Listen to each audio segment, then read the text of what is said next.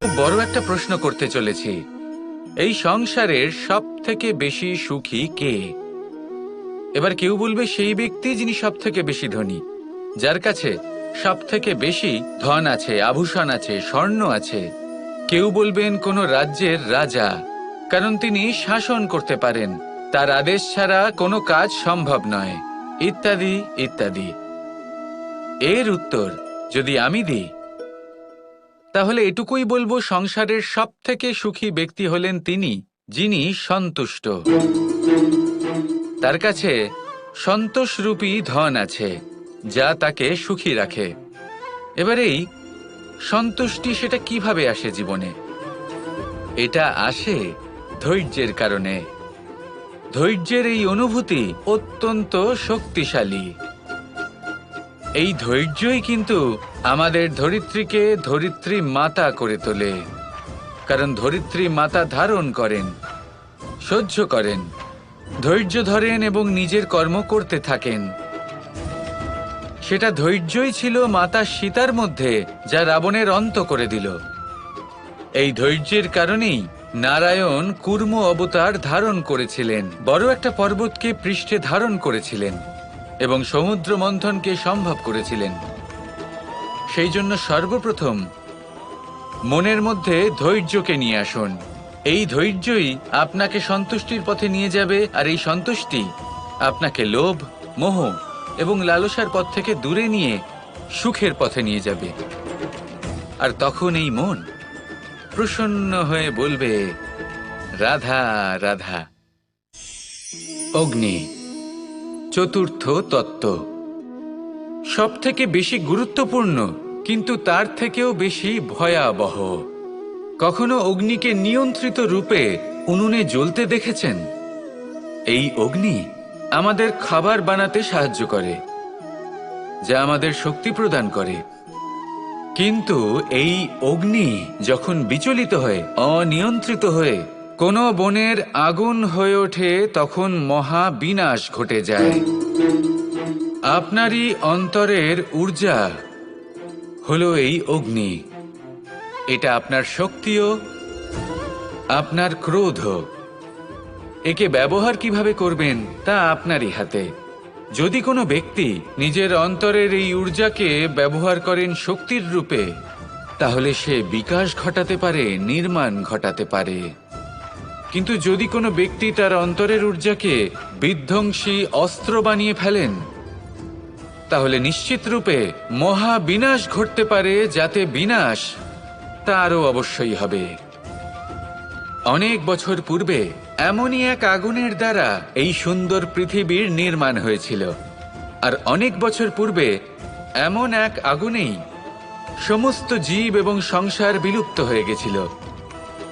এবার আপনি আপনার অন্তরের ঊর্জা দ্বারা বিনাশ ঘটাতে চান নাকি নির্মাণ ঘটাতে চান, সেই সিদ্ধান্ত আপনারই। আসুন আমার সাথে ভালোবেসে বলুন, রাধা রাধা। असतो मा सद्गमय, तमसो मा ज्योतिर्गमय, মৃত্যুর্মা মৃতঙ্গময়। জ্ঞান সেটাই যা অসত্য থেকে সত্যের পথে চালিত করে। প্রকাশ সেটাই যা অন্ধকার থেকে আলোর পথে নিয়ে আসে। জীবন সেটাই যা মৃত্যু থেকে অমরত্বের পথে নিয়ে যায়। এবার এই তিনটে, জ্ঞান, জীবন এবং প্রকাশ, একই রকম। শূন্য থেকে এর উৎপত্তি হয় এবং আস্তে আস্তে আপনার জীবনে বিস্তার লাভ করে। এবার আমরা এটাই ভাবি যে কেমন করে এই তিনটিকে আগলে রাখা যায়। এর উত্তর হলো, এদের আগলে রাখার প্রয়োজনই নেই, ভাগ করে দিতে হবে। কোনো বৃক্ষকেই দেখে নিন, একটি বৃক্ষ অনেক বছর ধরে বেঁচে থাকে। কেন? কারণ সে ভাগ করে দিতে জানে। সে নিজের বীজ ছড়িয়ে দেয়, এই ধরিত্রীতে দেয়, সেই বীজ যা অঙ্কুরিত হয়ে এক নতুন বৃক্ষকে জন্ম দেয়। শুধু ছড়িয়ে দিয়ে একটি বৃক্ষ জীবন দান করতে পারে। যদি কোনো ব্যক্তি জ্ঞান ছড়াতে শিখে যান, যদি প্রকাশ, আলোর কিরণ ছড়িয়ে দিতে শিখে যায়, কোনো ব্যক্তি তার জীবনের সুখ ছড়িয়ে দিতে শিখে যান, তাহলে তিনি মৃত্যুর পরও মৃত হন না। এই ভাগ করে দেওয়ার সুখটাই কিছুটা আলাদা। এই সুখ অনুভব করুন আর আমার সাথে ভালোবেসে বলুন, রাধা রাধা। এই সংসারে এমন কখনোই হবে না যে আপনি কিছু একটা করলেন কিন্তু তার মূল্য আপনাকে দিতেই হলো না। যে কোনো কাজের জন্য, যে কোনো কর্মের জন্য আপনাকে মূল্য দিতেই হবে। প্রকৃতিও আমাদের এটাই শেখায়। আকাশে দেখুন সূর্যকে, প্রত্যেকদিন আমাদের প্রকাশ প্রদান করেন। এনাকে সূর্যনারায়ণ বলা হয়। ইনি কি মূল্য প্রদান করেন? নিজে জ্বলতে থাকেন। ধরিত্রী মাতা, এই ভূমি, ইনি কি মূল্য প্রদান করেন? প্রহার সহ্য করেন। আমরা এই ধরিত্রীতে প্রহার করে মাটি খুঁড়ে তাতে বীজ বপন করি, তবেই আমরা অন্ন লাভ করি, তবেই ফসল পাই। জীবনে যদি আপনাকে সফল হতে হয়, সম্মান পেতে হয়, যশ পেতে হয়, তাহলে আপনাকে মূল্য দিতেই হবে। যদি আপনি সাফল্য লাভ করতে চান তাহলে দিন রাত আপনাকে ত্যাগ করতে হবে, যেখানে সমগ্র সংসার সন্তোষ অনুভব করছে আর আপনাকে করতে হচ্ছে পরিশ্রম। যদি আপনি সম্মান প্রাপ্ত করতে চান তাহলে আপনাকে সেই সুখ ত্যাগ করতে হবে যা সবার কাছে রয়েছে। যদি আপনি যশ লাভ করতে চান তাহলে নিজের অন্তরকে মেরে ফেলা আপনাকে শিখতে হবে, তবেই আপনি যশ লাভ করবেন। জীবনে শুধুমাত্র ধন মূল্যবান নয়, কিন্তু এই যে মূল্যের কথা আমি বলছি সেটা যদি আপনি দিতে পারেন তাহলে নিশ্চিত রূপে এটা আপনাকে আরো মূল্যবান করে তুলবে, নিশ্চিত রূপে গড়ে তুলবে। তাহলে এটাই করুন আর আমার সাথে ভালোবেসে বলুন, রাধা রাধা। জীবনে যখন কোনো ব্যক্তি নিজের লক্ষ্য প্রাপ্তির জন্য নিরন্তর পরিশ্রম করতে থাকেন, চেষ্টা করতে থাকেন, তখন তিনি কষ্ট অনুভব করেন। কখনো শারীরিক কষ্ট, কখনো মানসিক কষ্ট। এবার উনি এটা ভাবতে থাকেন যে আমি কি উচিত করছি নাকি অনুচিত করছি। কারণ অন্যদিকে এমন একজন ব্যক্তিও আছেন যিনি একদমই পরিশ্রম চেষ্টা করছেন না। তিনি মদিরা পান করেন, বিলাসিতায় জীবন কাটান, অলস প্রকৃতির হয়ে ওঠেন, নিদ্রাতে বিলীন হয়ে থাকেন আর ভাবেন যে তিনি সুখ লাভ করছেন। কিন্তু এরকম কেন হয়? কারণ যখন আমরা সৎ পথে থাকি, উচিত পথে চলি, লক্ষ্য প্রাপ্ত করার জন্য চেষ্টা করতে থাকি, তখন আমাদের ভেতরে থাকা নেতিবাচক শক্তি এবং পাপ এই দেহকে ত্যাগ করে দেয়। আর এই অনুভূতিটাই আমাদের দুঃখের অনুভূতি দেয়, কষ্ট দেয়। এবার সেখানে যদি আমরা কুপথে চলি, অনুচিত পথে চলতে থাকি, তাহলে আমাদের ভেতরে থাকা পুণ্য এবং ধনাত্মক শক্তি আমাদের দেহ ত্যাগ করে দেয়। আর এই অনুভূতির কারণেই আমরা সুখ অনুভব করি। কিন্তু কখনো ভাববেন যে এই সুখ বেশি সময় পর্যন্ত থাকে না। সেই জন্য সবসময় মনে রাখবেন, যদি আপনি জানেন যে এটাই আপনার লক্ষ্য, এটাই উচিত পথ, শুভ পথ, তাতে নিরন্তরভাবে এগিয়ে যেতে চেষ্টা করতে থাকুন। এই কষ্ট আপনাকে সুখের পরাকাষ্ঠায় কখন পৌঁছে দেবে তা আপনি জানতেই পারবেন না। আসুন আমার সাথে ভালোবেসে বলুন, রাধা রাধা। কোনো বাড়িতে, কোনো পরিবারে যখন কারোর জন্ম হয় তখন তা কত সুখের মুহূর্ত হয়। সেই ছোট্ট সন্তান যখন কিছুটা বড় হয়, সে হাঁটার চেষ্টা করে, আর সেই প্রক্রিয়াতেও খুব বড় একটা শিক্ষা লুকিয়ে রয়েছে, ঠেলে দেওয়া। যখন আপনি হাঁটতে চান, সামনে এগোতে চান, তখন আপনি কি করেন? নিজের পায়ের তলার যে মাটি তাকে আপনি পেছনে ঠেলে দেন। ব্যাস, এই একই জিনিস তো জীবনেও শিখতে হবে। এবার যদি আপনি জ্ঞানের পথে অগ্রসর হতে চান তাহলে অজ্ঞানতাকে পেছনে সরিয়ে দিতে হবে। যদি আপনি প্রকাশের দিকে এগোতে চান তাহলে অন্ধকারকে পেছনে সরিয়ে দিতে হবে। যদি আপনি ভবিষ্যতে সফল হতে চান তাহলে অতীতের যে অসফলতাগুলিকে পেছনে সরিয়ে দিতে হবে। যে জল বইতে বইতে থেমে যায় তাকে আমরা নালা বলে থাকি, তার থেকে দুর্গন্ধ বের হয়। কিন্তু যে জল বইতেই থাকে তাকেই আমরা পবিত্র জল বলি। তাহলে আপনিও কর্ম করতে থাকুন, কখনো থামবেন না। আর আমার সাথে ভালোবেসে বলুন, রাধা রাধা। যোগাসন। যোগাসনে আসন অত্যন্ত গুরুত্বপূর্ণ। এবার আমি বলবো সবথেকে শ্রেষ্ঠ আসন কোনটি। আশ্বাস। নিজেকে আশ্বস্ত করতে থাকুন যে আমি আছি, সব ঠিক হবে, যা হচ্ছে ভালোর জন্য হচ্ছে। এই আশ্বাস আপনাকে জীবনে এমন ধনাত্মক বিশ্বাস দেবে যে আপনি বড় বড় সমস্যার সমাধান করতে পারবেন। এবার যদি কথা বলি সবথেকে কঠিন সময়ের, তাহলে সেটা হলো বিচ্ছেদের। যা মা সীতাকে সহ্য করতে হয়েছে শ্রীরামের জন্য, রাধা কৃষ্ণকেও সহ্য করতে হয়েছে। যে ব্যক্তি বিচ্ছেদের সময় সঠিক পথে চলে এসেছে, সে জীবনে অনেক শ্রেষ্ঠ স্থানে অবশ্যই পৌঁছতে পারবে। এবার যদি কথা বলি সবথেকে জরুরি এবং গুরুত্বপূর্ণ সময়ের, তাহলে সেটা হলো সংযোগ। সকলকে সাহায্য করতে থাকুন। আপনি অন্যদের সাহায্য করে তাদের যত আনন্দ দিতে পারবেন, ততটাই আনন্দ আপনারও জীবনে অবশ্যই আসবে। আসুন আর আমার সাথে ভালোবেসে বলুন রাধা রাধা। এই সংসারের সবথেকে বড় যুদ্ধ কোনটা? দেব-অসুরের যুদ্ধ, যা অনেক বছর ধরে চলেছিল, নাকি রাম রাবণের যুদ্ধ, নাকি মহাভারত? না, সংসারের সবথেকে বড় যুদ্ধ হলো সেইটা যা নিজের সাথে লড়া হয়, নিজের মনের সাথে লড়া হয়, নিজের অন্তরের সাথে লড়া হয়। এটাই সবথেকে বড় যুদ্ধ। এবার নিজেই দেখুন আপনার সবথেকে বড় শত্রুকে। আপনার স্বার্থ, আপনার কামনাগুলি, আপনার অহংকারগুলি, যা আপনাকেই নষ্ট করে দেয়। যদি এদের ওপর আপনি বিজয় লাভ করতে পারেন, তাহলে ধরে নিন এই সংসারে সবার উপরে আপনি বিজয় লাভ করতে পারবেন। এই সংসারে কেউ আপনাকে পরাজিত করতে পারবে না। কিন্তু তার জন্য প্রয়োজন অনুভূতির। অনুভূতি ভালোবাসার, অনুভূতি অনুপ্রেরণার। যে ব্যক্তি ভালোবাসতে পারেন এবং প্রেরণা দিতে পারেন, তিনি চিরকাল জয় লাভ করতে পারেন। নিজের কাছে ভালোবাসার এক অস্ত্র রাখুন আর প্রেরণার এক ঢাল। জীবনে কেউ আপনাকে পরাজিত করতে পারবে না। আসুন আর আমার সাথে ভালোবেসে বলুন রাধা রাধা। মানুষ চিরকাল বড় মানুষ হয়ে উঠতে চায়, সবসময় সেই নিয়ে কল্পনা করে। কিন্তু প্রশ্ন হলো এটাই যে মানুষ বড় কখন হতে পারে? যখন সে ধনী হয়ে ওঠে, নাকি যখন তার কাছে সম্মান থাকে, নাকি যখন রূপবান হয় বা অধিক শক্তিশালী হয়?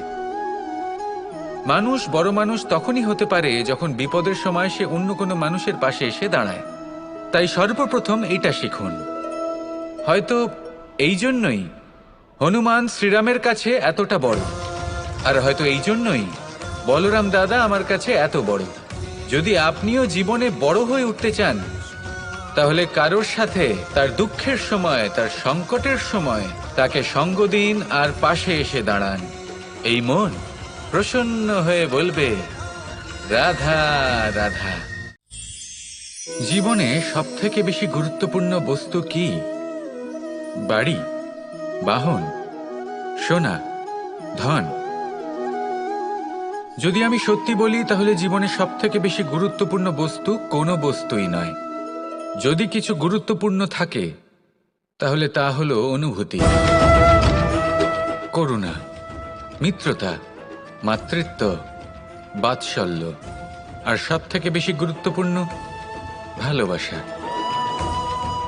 নিজেদের এই জীবনে যদি আপনি শুধুমাত্র বস্তুর খেলাতে মেতে থাকেন, তাহলে জীবনে আনন্দ কখনোই থাকবে না। নিজের এই জীবনকে অনুভূতির পীঠস্থান বানিয়ে তুলুন। এই মন প্রসন্ন হয়ে বলবে রাধা রাধা।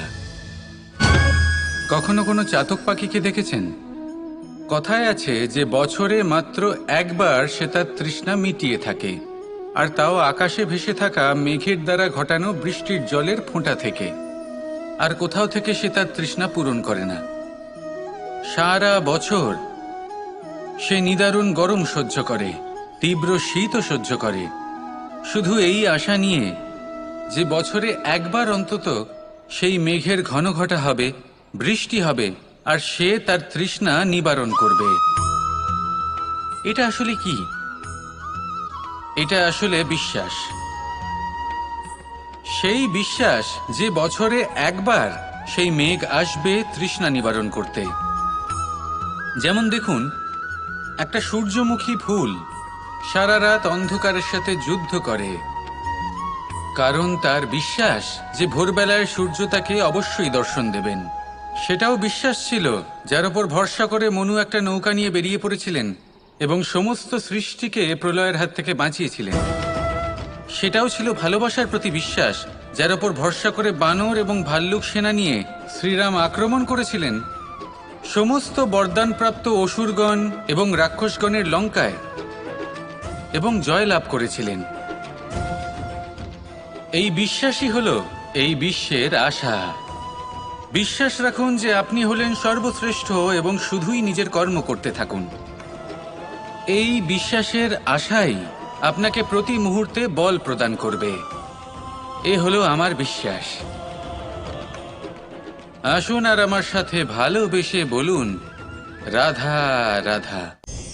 সংসারের বিভিন্ন ক্ষেত্রে আপনি অনেক কিছুই দেখতে পাবেন, যে কোনো খেলা, কোনো নাটক দেখতে পাবেন, কেউ কোনো খেলা খেলছে তা দেখতে পাবেন, আর দর্শকগণ এই দেখে অত্যন্ত আনন্দ লাভ করেন, হাততালি দিতে থাকেন, প্রশংসা করতে থাকেন, নিজের অন্তরের উৎসাহ প্রকাশ করতে থাকেন। কি দেখে করেন? সেই সমস্ত খেলোয়াড়দের দেখে করেন যারা এই খেলাটা খেলছে, তাই না? কিন্তু অনেক সময় সেই খেলোয়াড়রা সেই খেলার আনন্দ উপভোগ করতে পারেন না, কারণ ওনারা চাপা পড়ে যান তাদের কামনার চাপে।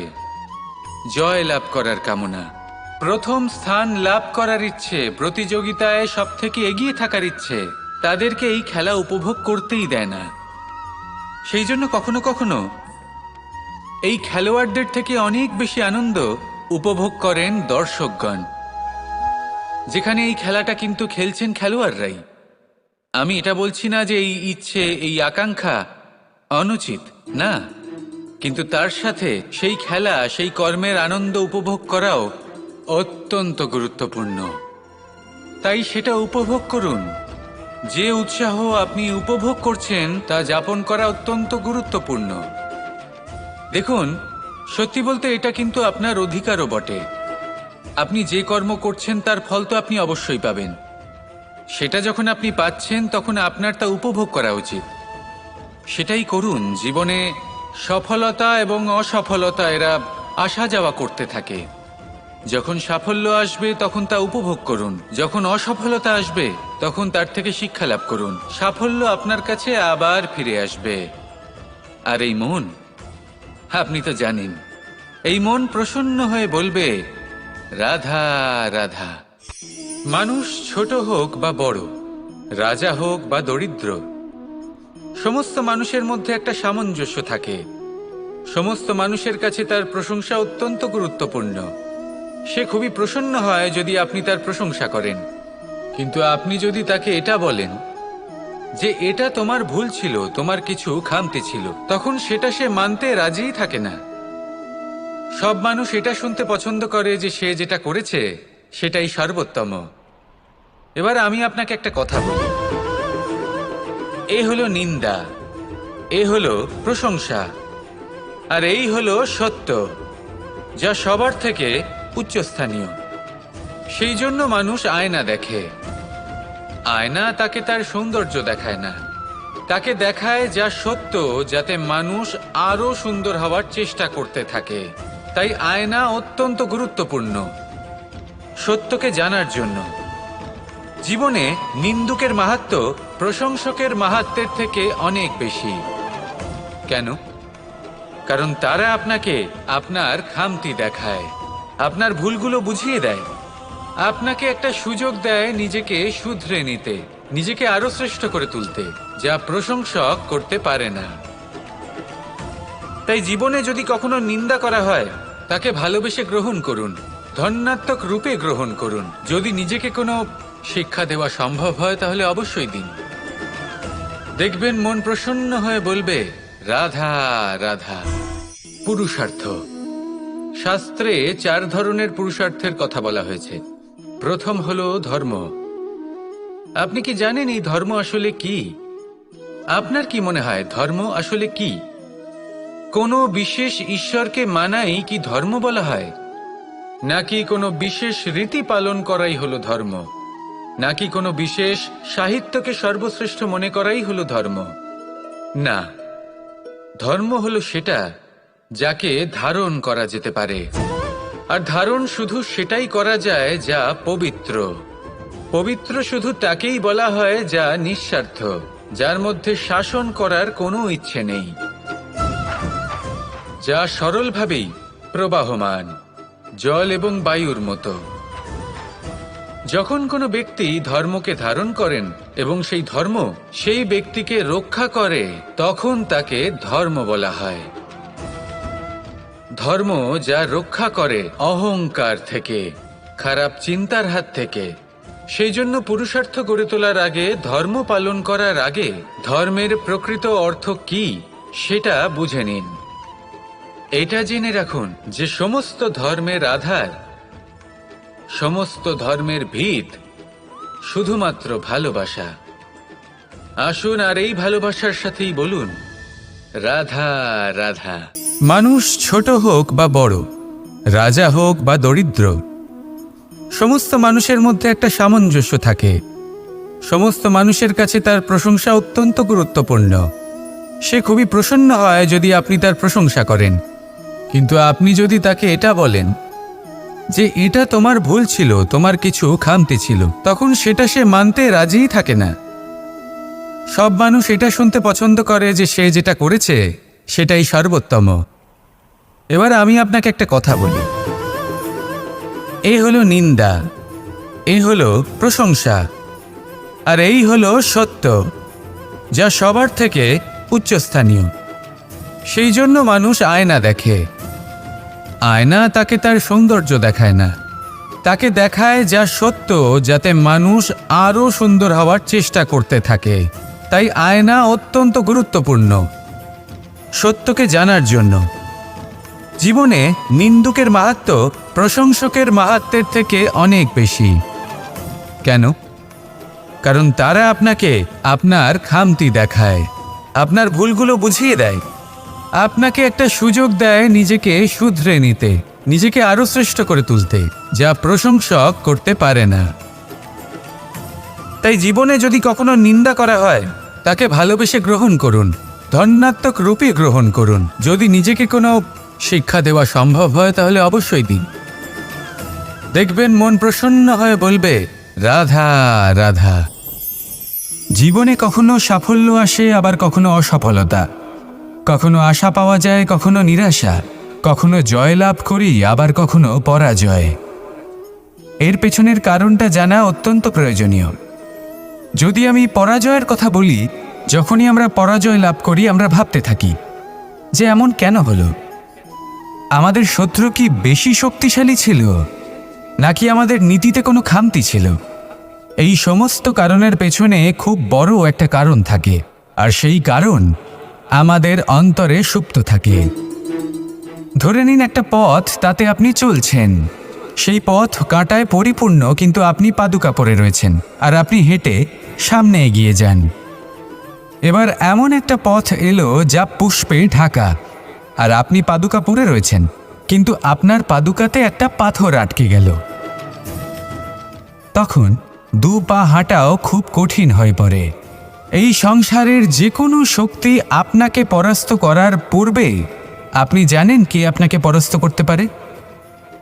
আপনার অন্তরের দুর্বলতা, আপনার অন্তরের সেই সুপ্ত শত্রু।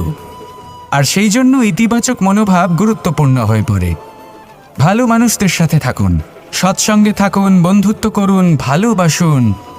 এই ভালোবাসা এত শক্তিশালী এক অস্ত্র যাকে ব্রহ্মাস্ত্রও পরাস্ত করতে পারে না। এই সমস্যারূপী পাথর কিছুই নয়। আসুন আমার সাথে ভালোবেসে বলুন রাধা রাধা। মানুষের দুটো রূপ রয়েছে। এক, আমাদের এই মুখ, যা শুধুই চোখে দেখা যায়, আর দ্বিতীয় আমাদের এই মন, যা শুধুমাত্র অন্তরাত্মা দ্বারা দেখা যায়। এবার আমাদের এই মুখ তা ঈশ্বর সকলকেই আগে থেকেই প্রদান করেছেন। কিন্তু এই মন কেমন হবে তা আমাদের জীবনের অনুভূতি এবং আমাদের জীবনের লক্ষ্য এগুলি সুনিশ্চিত করে। অর্থাৎ নেত্র দিয়ে দেখা যায় আমাদের এই মুখ, তা শুধুই এই কারণে প্রয়োজন যাতে সংসার আমাদের দেখতে পায়, আমাদের চিনতে পারে। কিন্তু যদি এই সংসারে আপনি প্রকৃত অর্থে মান সম্মান লাভ করতে চান, তাহলে নিজের অন্তরাত্মাকে আপনাকে বিকশিত করতেই হবে। দেখুন, কথায় আছে এই যে অসুর, তা শারীরিকভাবে উপস্থিত নয়, তা মনের মধ্যে থাকে। যদি এই মন থেকে অসুরকে বের করে দেওয়া যায়, তাহলে শরীরে তা উপস্থিত থাকবেই না। তাই মনকে শুদ্ধ করুন আর আমার সাথে ভালোবেসে বলুন, রাধা রাধা। মানুষ যখনই একে অপরের সামনে নিজেদের হৃদয়ের ভাবনা প্রকাশ করে, তখন এক অত্যন্ত প্রভাবশালী মাধ্যম তারা ব্যবহার করে, যাকে ভাষা বলা হয়। এবার আমি দেখেছি যে একজন মানুষ অনেকগুলো ভাষাতেই নিপুণ। আমি এটাও দেখেছি যে মানুষ অনেকগুলো ভাষায় কথা বলে, কখনো কখনো অনেক ভাষা মিলিত করে তার প্রয়োগ করে, উচিত প্রকারে তাকে ব্যবহার করে না, না সেটাকে সম্মান করে, আর না ভাষাকে শুদ্ধ রাখে। আর এটা হলো অনুচিত। যদি ভাষাকে শুদ্ধ রাখেন, তাহলে ভাষা আপনার চরিত্রকে শুদ্ধ রাখবে, তা আপনার একাগ্রতা বাড়িয়ে তুলবে। এই প্রত্যেক ধ্বনিকে অনুভব করে যদি আপনি শব্দের উচ্চারণ করেন, ভাষাকে প্রয়োগ করেন, তাহলে আপনিও আনন্দ পাবেন, আর যিনি শুনছেন সেই ব্যক্তির কানেও মধুর শব্দ বাজবে। তাই মনে রাখবেন, যে ব্যক্তি ভাষার পবিত্রতাকে সম্মান করে, তাকে সংসারও সম্মান করে। ভাষাকে শুদ্ধ এবং পবিত্র রাখুন, তাহলে ভাষা আপনার চরিত্রকেও শুদ্ধ এবং পবিত্র রাখবে। আর এই মন সুপ্রসন্ন হয়ে বলবে, রাধা রাধা। এ হলো রামায়ণের সময়কালের কথা। সেতু নির্মাণ করার কাজ চলছিল। সমস্ত বানর সেনা এই কাজে নিযুক্ত হয়েছিলেন। বড় বড় পাথর তুলে নিয়ে এই বানর সেনা সমুদ্রে ফেলছিলেন। এই কাজ চলছিল। এমন সময় ছোট্ট একটা কাঠবিড়ালি এলো। ছোট ছোট মাটির ডেলা হাতে নিয়ে সাগরের কাছে যাচ্ছিল, আর বড় বড় পাথরের পাশে রেখে দিচ্ছিল, যথাসম্ভব সেখানে রেখে আসছিল। সারা দিন ধরে সে এই পরিশ্রম করেই যাচ্ছিল। এবার শ্রীরাম তার এই কাজ দেখতে পেলেন। সেই ছোট্ট কাঠবিড়ালিটিকে নিজের হাতে তুলে নিলেন এবং অত্যন্ত ভালোবেসে তার পিঠে হাত বুলিয়ে দিলেন। কথায় আছে যে কাঠবিড়ালির পিঠে যে দাগ আছে, সেই 3টি দাগ এসেছে শ্রীরামচন্দ্রের 3 আঙুলের থেকে। যে কাজ আপনি করছেন তাতে সমস্ত শক্তি প্রয়োগ করুন। যতটা আপনার সামর্থ্য রয়েছে, যতটা আপনার প্রতিভা রয়েছে, সম্পূর্ণভাবে উৎসর্গ করে দিন। ঠিক এমনভাবে কর্ম করুন। সেই কাঠবিড়ালি কিন্তু তাই করেছিল। সেই জন্য শ্রীরামের সাথে সেও সেই কাহিনীতে অমর হয়ে গেছিল। সম্পূর্ণ শক্তি প্রয়োগ করুন, সম্পূর্ণ সামর্থ্যের সাথে কর্ম করুন, কারণ এটাই হলো শ্রেষ্ঠ পথ কোনো কর্ম করার। আসুন আমার সাথে ভালোবেসে বলুন, রাধা রাধা। এই সংসারে যখন সাফল্যের পথে আপনি অগ্রসর হবেন, তখন আপনার পরিশ্রম, একাগ্রতা, সাহসের সাথে সাথে সমাজের মানসিকতাও সহ্য করতে হবে। প্রত্যেক ব্যক্তি কিছু না কিছু ভাবেন, কিছু না কিছু বলেন। কিছু মানুষ এমন আছেন যারা ভাববেন যে আপনি কিছুই করতে পারবেন না। তারা আপনার নিন্দা করবেন, আর এই নিন্দার কথা ভেবেই আমরা ভয়ভীত হয়ে পড়ি। সেই কারণে নিজেদের আশা, নিজেদের বিশ্বাস হারিয়ে ফেলি। এবার যদি সেই নিন্দার ভয়ে আমরা লক্ষ্যচ্যুত হই, তাহলে সেটা অনুচিত। সেই জন্য জীবনে শুধু পরিশ্রম করতে থাকুন, সামনে এগোতে থাকুন। যেই দিন আপনি আপনার লক্ষ্য লাভ করবেন, সেই প্রত্যেক ব্যক্তি যারা নিন্দা করছিলেন, তাদের দৃষ্টি আপনা থেকেই পাল্টে যাবে, ঠিক কিনা? এই সংসারকে যা প্রাণ চায় তাই বলতে দিন। যদি আপনি কারোর কথা শুনতে চান, তাহলে নিজের অন্তরের কথা শুনুন। সেটাই আপনাকে উচিত পথে নিয়ে যাবে। সামনে অগ্রসর হতে থাকুন, পরিশ্রম করুন। এমন একটা দিন আসবে যেদিন এই নিন্দুক ব্যক্তিরা আপনার লক্ষ্যপ্রাপ্তির উদাহরণ সবাইকে দেবে। আসুন আমার সাথে ভালোবেসে বলুন, রাধা রাধা। মানুষ সুখী জীবনযাপনের প্রতি এতটাই অভ্যস্ত হয়ে পড়ে যে একটা ছোট্ট সমস্যা এলেই সে সবার থেকে সাহায্য চাইতে শুরু করে দেয়। সে সাহায্য লাভও করে এবং সেই সংকট থেকে সে বেরিয়েও আসে। কিন্তু এই সাহায্য কিছু মুহূর্তের, আর কিছু মুহূর্তের হলো এই দুঃখ। এই 2 মুহূর্তের সাহায্যের জন্য আজীবন আপনি তার কাছে ঋণী হয়ে থাকেন। আর মানবিকতার খাতিরে আপনার মনে কৃতজ্ঞতা জেগে ওঠে, আর সেই কৃতজ্ঞতা বোধ হলো যে আপনি কখনো সেই ব্যক্তিকে ছাপিয়ে যেতেই পারবেন না। সেই জন্য জীবনে সবসময় চেষ্টা করবেন নিজেকে প্রস্তুত রাখতে সেই সব সমস্যার জন্য, সেই সব বাধার জন্য যেগুলো আপনার জীবনে আসতে পারে। ততক্ষণ সাহায্য চাইবেন না যতক্ষণ না অন্য কোনো পথ না থাকছে। সাহায্য চাওয়া অনুচিত নয়, কিন্তু সাহায্য চাইলে এবং সাহায্য পেলে আপনি আজীবন কৃতজ্ঞ এবং ঋণী হয়ে থাকবেন। আর তারপর একদিন আপনি পরিবর্তন দেখতে পাবেন যে কিভাবে আপনি ছোট ছোট সমস্যার জন্য সাহায্য না চেয়ে বড় বড় সমস্যার সম্মুখীন হতে প্রস্তুত হয়ে গেছেন। এটাই হলো সংসারের নীতি। এটাই পালন করুন আর আমার সাথে ভালোবেসে বলুন, রাধা রাধা। এমন অনেক মানুষ আছেন যারা আমাকে ভগবানের পরিভাষা জানতে চান, যে ভগবান আসলে কি, তিনি কেমন। এবার দেখুন, ভগবান হোক বা আপনার স্বপ্ন হোক বা আপনার লক্ষ্য হোক না কেন, সেই লক্ষ্য তখনই পূর্ণ হয়, তখনই তাকে লাভ করা সম্ভব যখন আপনার দৃষ্টিভঙ্গি মঙ্গলময় হয়, যখন আপনি নিজে মনে করবেন যে আমি যেটা পেতে চাইছি তা শুভ। উদাহরণস্বরূপ, কোনো পাখিকে দেখুন, সে গাছের ডালে বসে এবং সেখানেই বিশ্রাম করে, কিন্তু পড়ে না। কেন?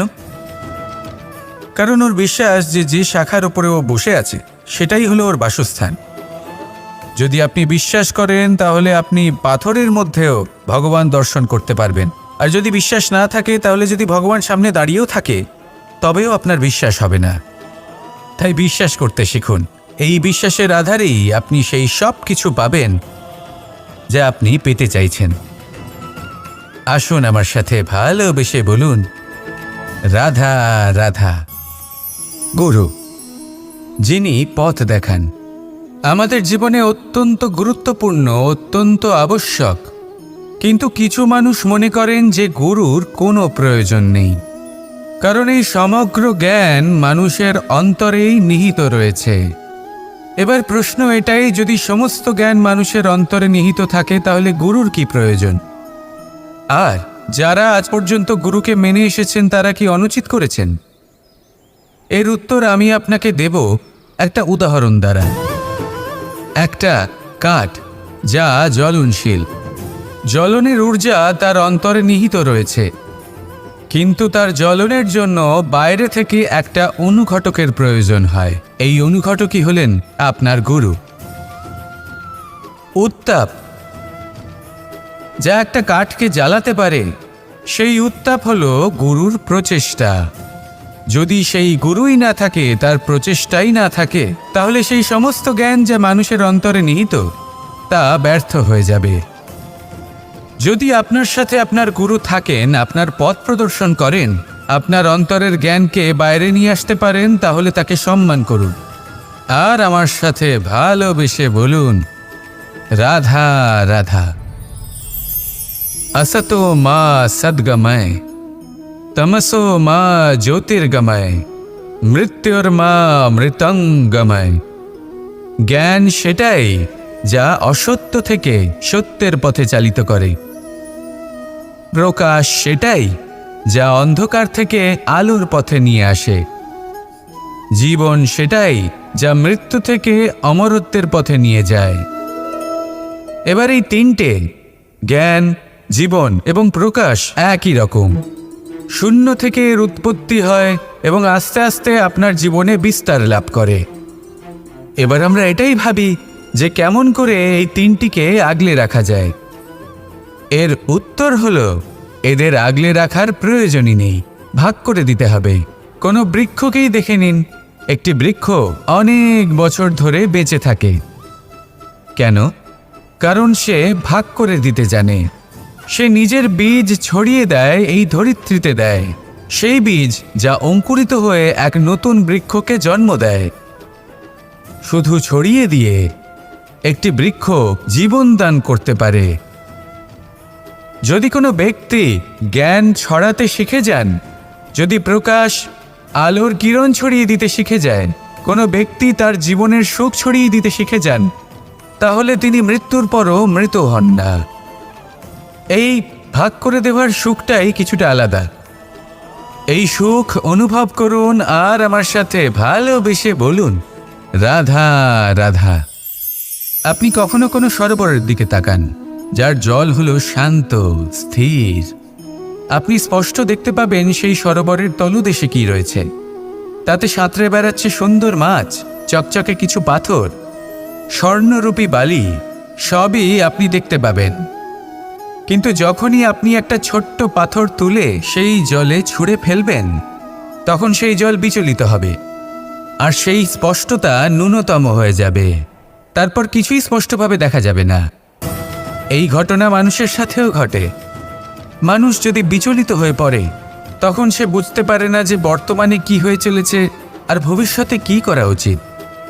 কিন্তু সেই মানুষ যদি শান্ত থাকেন, স্থির থাকেন, ধন্যাত্মক থাকেন, তাহলে নিশ্চিত রূপেই বুঝতে পারবেন যে বর্তমানে কি করতে হবে আর ভবিষ্যতে কি করতে হবে।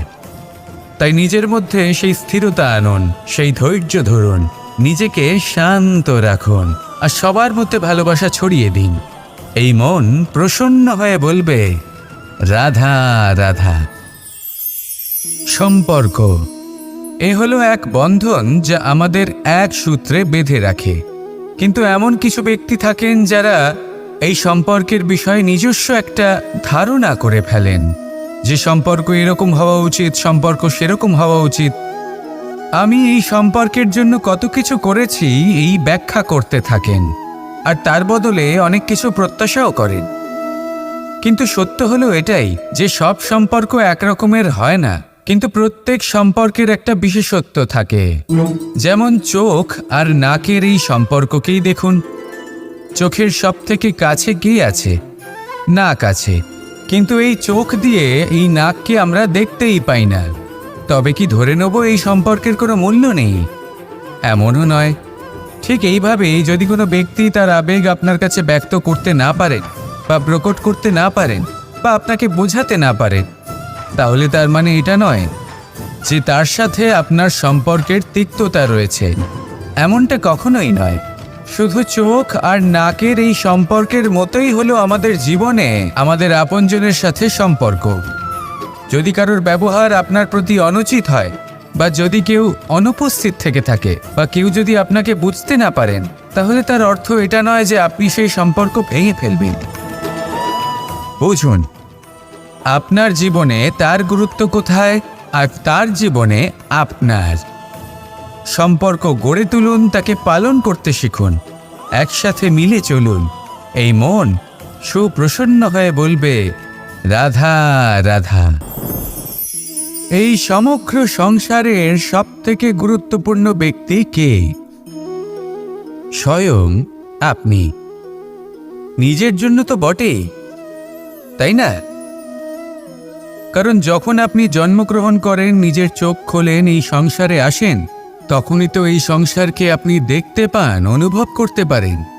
এখানকার আবেগ, এখানকার মানুষজন তখন থেকেই অনুভব করেন। যদি আপনি না থাকেন, তাহলে এই সংসারের অস্তিত্ব আপনার কাছে শূন্যের সমান, তাই না?